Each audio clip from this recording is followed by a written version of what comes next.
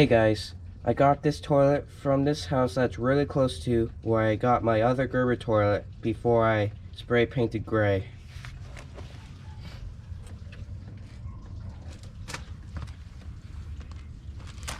On the tank, here's original fill valve and original flapper, except the handle is a replacement.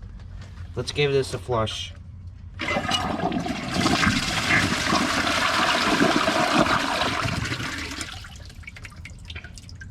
I like the flush.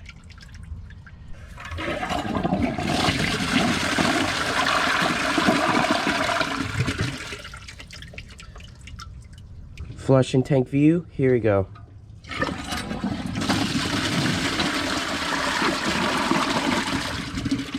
And that's the water saving flapper. Hope you guys enjoy this video. Please like and comment and subscribe. See you guys in the next video. Bye.